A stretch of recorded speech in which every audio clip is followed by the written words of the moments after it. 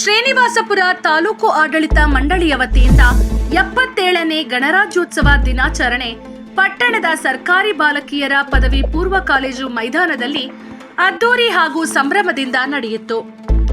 ರಾಷ್ಟ್ರ ಧ್ವಜಾರೋಹಣ ನೆರವೇರಿಸಿ ಮಾತನಾಡಿದ ಶಾಸಕ ಜಿಕೆ ವೆಂಕಟಶಿವರೆಡ್ಡಿರವರು, ಶಾಲಾ ಮಕ್ಕಳು ಉತ್ತಮ ಶಿಕ್ಷಣ ಪಡೆದು ಜೀವನದಲ್ಲಿ ಸಾಧನೆ ಮಾಡಿ ತಂದೆ ತಾಯಿಗಳಿಗೆ ಮತ್ತು ಸಮಾಜಕ್ಕೆ ಒಳ್ಳೆಯ ಹೆಸರು ತರುವಂತೆ ಕರೆ ನೀಡಿದರು.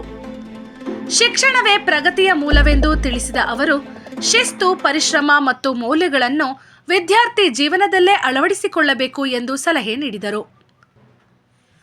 ಇದೇ ವೇಳೆ ತಾಲೂಕಿನ ಸಮಗ್ರ ಅಭಿವೃದ್ಧಿ ಕುರಿತು ಮಾತನಾಡಿದ ಶಾಸಕರು, ಕೇಂದ್ರ ಹಾಗೂ ರಾಜ್ಯ ಸರ್ಕಾರಗಳ ವಿವಿಧ ಯೋಜನೆಗಳ ಮೂಲಕ ಶ್ರೀನಿವಾಸಪುರ ತಾಲೂಕಿನಲ್ಲಿ ಅಭಿವೃದ್ಧಿ ಕಾರ್ಯಗಳು ವೇಗವಾಗಿ ನಡೆಯುತ್ತಿವೆ ಎಂದು ತಿಳಿಸಿದರು. ಜಲಜೀವನ್ ಮಿಷನ್ ಯೋಜನೆಯಡಿ ತಾಲೂಕಿನಾದ್ಯಂತ ಮನೆ ಮನೆಗೂ ಶುದ್ಧ ಕುಡಿಯುವ ನೀರು ಪೂರೈಕೆ ಮಾಡುವ ಗುರಿ ಸಾಧಿಸಲಾಗಿದೆ ಎಂದು ಹೇಳಿದರು. ಕೆಸಿ ವ್ಯಾಲಿ ಯೋಜನೆಯ 3ನೇ ಹಂತದಲ್ಲಿ ಶುದ್ಧೀಕರಿಸಿದ ನೀರನ್ನು ಕೆರೆಗಳಿಗೆ ಹರಿಸಲಾಗುತ್ತಿದ್ದು, ಇದರಿಂದ ಭೂಗರ್ಭ ಜಲಮಟ್ಟ ಹೆಚ್ಚಾಗಲು ಸಹಕಾರಿಯಾಗಿದೆ ಎಂದು ವಿವರಿಸಿದರು. ಗ್ರಾಮೀಣ ಪ್ರದೇಶಗಳ ನೀರಿನ ಸಮಸ್ಯೆ ನಿವಾರಣೆಗೆ ಸುಮಾರು 500 ಬೋರ್ವೆಲ್ಗಳನ್ನು ತೋಡಿಸಲಾಗಿದ್ದು, ಮುಂದಿನ ದಿನಗಳಲ್ಲಿ ಇನ್ನಷ್ಟು ಅಭಿವೃದ್ಧಿ ಕಾರ್ಯಗಳಿಗೆ ಆದ್ಯತೆ ನೀಡಲಾಗುವುದು ಎಂದು ಭರವಸೆ ನೀಡಿದರು.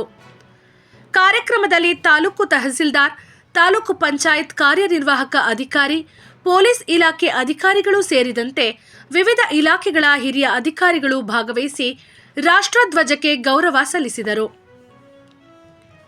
ರಾಷ್ಟ್ರಗೀತೆ ಗಾಯನದೊಂದಿಗೆ ಸ್ವಾತಂತ್ರ್ಯ ಹೋರಾಟಗಾರರನ್ನ ಸ್ಮರಿಸಲಾಯಿತು.